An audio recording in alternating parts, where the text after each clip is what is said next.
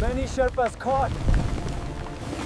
Imagine standing beneath the towering wall of ice known as the Khumbu Icefall, where every crack, every whisper in the snow could mean death.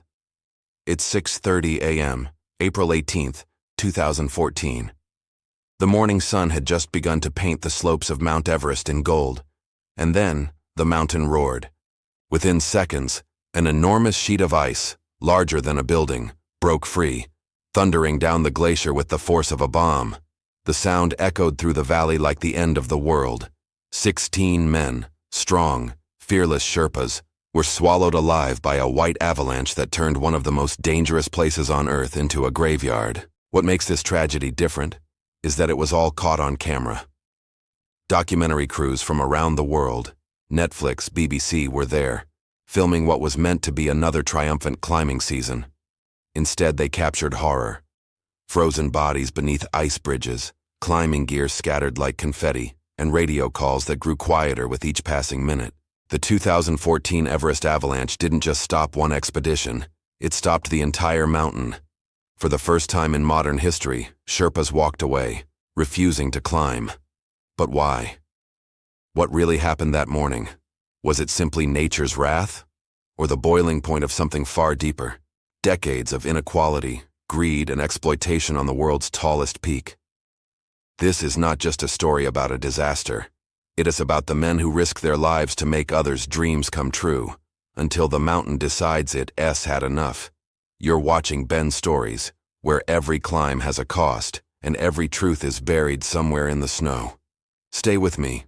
To understand the 2014 Everest tragedy, you have to start with the people who make Everest possible, the Sherpas. For decades, they've been called the backbone of Everest. Born and raised in the thin air of Nepal's Khumbu Valley, Sherpas live their entire lives at altitudes where most visitors can barely breathe. Their lungs are larger, their blood richer in oxygen, and their resilience legendary.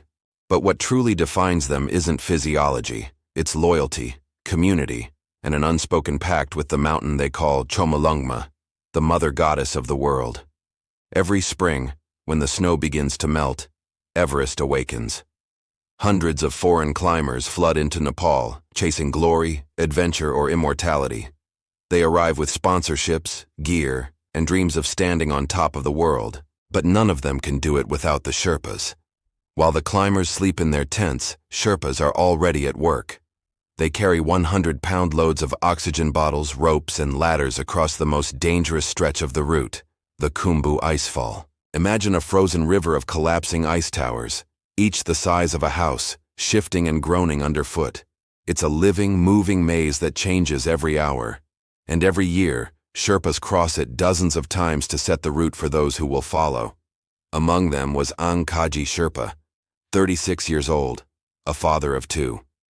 His friends called him the Quiet One. He'd been on Everest for over a decade, working as an ice doctor, a climber who fixes ropes and ladders through the icefall so others can pass safely. He didn't climb for fame or fortune. He climbed so his children could go to school in Kathmandu, so his parents could have a roof that didn't leak in the monsoon. That's the paradox of Everest. For every foreigner chasing glory, there's a Sherpa chasing survival. The mountain has become both their livelihood and their curse. In 2014, the tension was higher than ever. Commercial expeditions were booming. Everest had become a million-dollar industry. Western clients were paying up to $80,000 for a summit attempt, while Sherpas, who faced the most danger, earned just a few $1,000s per season. Yet without them, no one would reach the top. Beneath the calm smiles and polite namastes, frustration was brewing. Sherpas had begun to question why their lives were considered expendable. Why did the world celebrate foreign climbers while ignoring the men who carried them to glory? Still, that April morning began like any other. The air was sharp and silent. Sherpas prepared loads, checked ladders, tied knots with practiced precision. The icefall groaned faintly under the morning light as it always did. There was no warning, no omen that this day would end differently. The mountain gave no hint of the horror that was about to unfold. But deep inside the glacier, far above where they stood, a massive block of serac ice had begun to crack. For a Sherpa, the climb through the Khumbu Icefall is not a single act of bravery. It is a lifetime of conditioning. Boys as young as 10 grow up chasing yaks along the steep ridges of the Khumbu Valley, breathing thin, icy air that would make a lowlander faint. By 18, many have already worked as porters, carrying supplies to Everest Base Camp. By 25, some become high-altitude climbers, men trusted to fix the ropes, carry loads, and lead the way. To become an icefall doctor, like Kaji Sherpa, takes something even greater, a blend of courage, calculation, and fatal acceptance. You don't just cross the icefall, you dance with death every step. One misjudged crack, one hidden crevasse, one gust of wind, and you vanish. The mountain takes you, and no one ever finds your body. Despite the danger, there's a code among Sherpas. They move quietly, respectfully. Before each season, they hold a puja, a ceremony to ask the mountain for safe passage.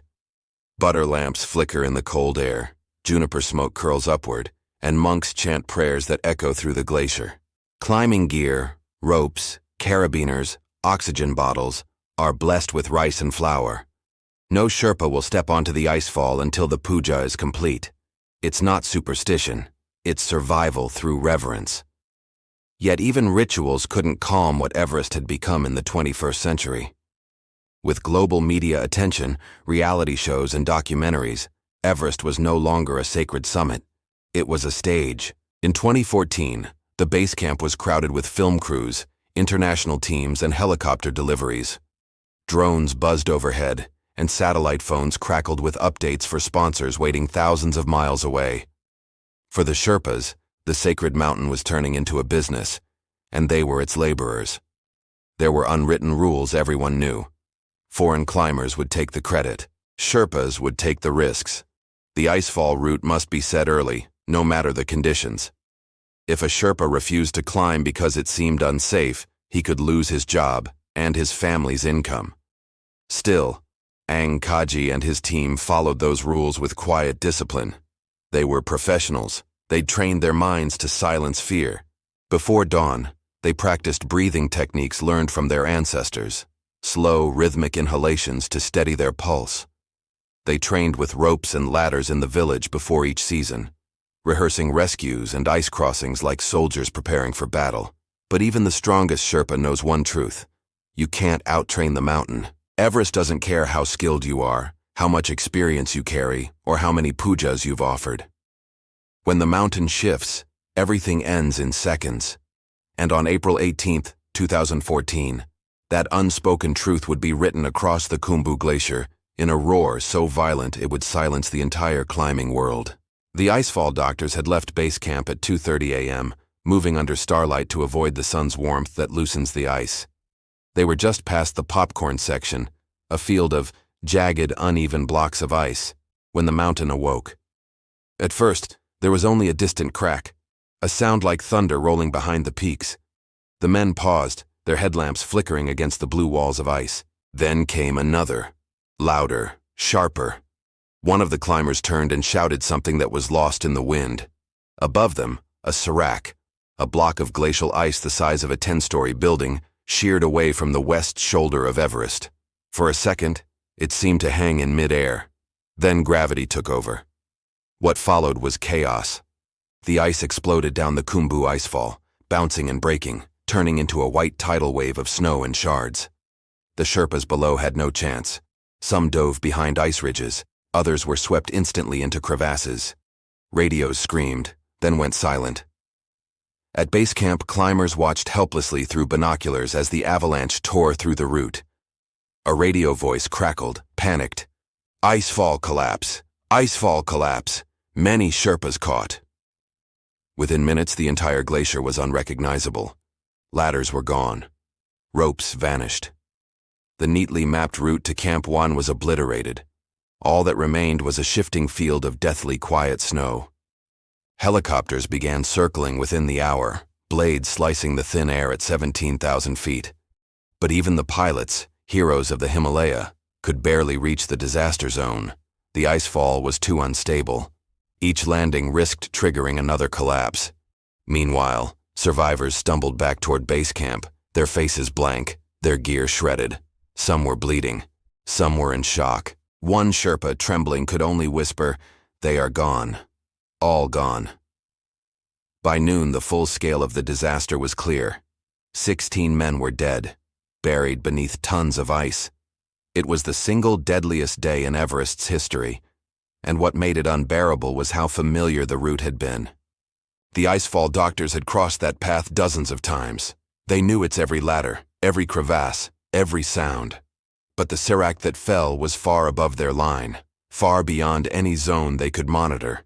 It was a random act of nature, unstoppable and merciless. Foreign climbers, stunned and grief-stricken, tried to help, but there was little they could do. The mountain had sealed its claim. For the Sherpas, it wasn't just a tragedy, it was betrayal. They had trusted the mountain. They had done the puja. They had followed the rules. Yet 16 brothers, fathers, and sons were now entombed in the glacier, their bodies unreachable, their souls left to wander the cold wind of the Khumbu. When the sun set that night, Everest was silent. The usual laughter, the clang of cookware, the chatter of base camp, all gone. Only the low hum of the wind remained, carrying a single truth. Everest had taken too much. And for the first time in memory, the Sherpas began to ask, why should they keep giving? By dawn the next day, the Khumbu Icefall had become a place of mourning. Rescue teams tried to reach the victims, but the glacier was shifting.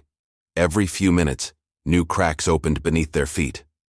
They found only fragments: a torn glove, a broken helmet, a dangling rope half buried in the snow. The bodies were too deep, the ice too unstable. The mountain had swallowed its debt. News spread across the world within hours. Headlines read, "Everest's Deadliest Day." CNN, BBC, and National Geographic released harrowing images: rows of tents at base camp, silent, with prayer flags fluttering over a field of grief. Families in small Sherpa villages waited for helicopters that carried the bodies wrapped in blue tarps. Mothers wailed as the aircraft landed.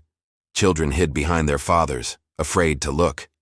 Entire villages went quiet, 16 funerals in a week. At base camp, something began to shift. Not the ice this time, but the will of the Sherpa people. They had always been the quiet backbone of Everest, working in the shadows while others took the spotlight. But this tragedy had pushed them too far. For the first time in memory, the Sherpas united, not as employees of expedition companies, but as a community demanding change. They refused to climb. They told the foreign teams, no more. The mountain was closed, not by government, not by weather, but by the men who made climbing it possible. Their demands were simple but powerful: compensation for the families, better insurance for Sherpas, and respect, real respect, for the risks they took. It was unprecedented. The climbers were stunned. Many had trained for years, spent tens of thousands of dollars, and now their dreams were halted at base camp. But even most foreigners agreed. It wasn't right to continue, not after this. One climber wrote in his diary, "The mountain doesn't want us this year. Maybe it never did." Expedition leaders canceled their climbs. The season ended before it began.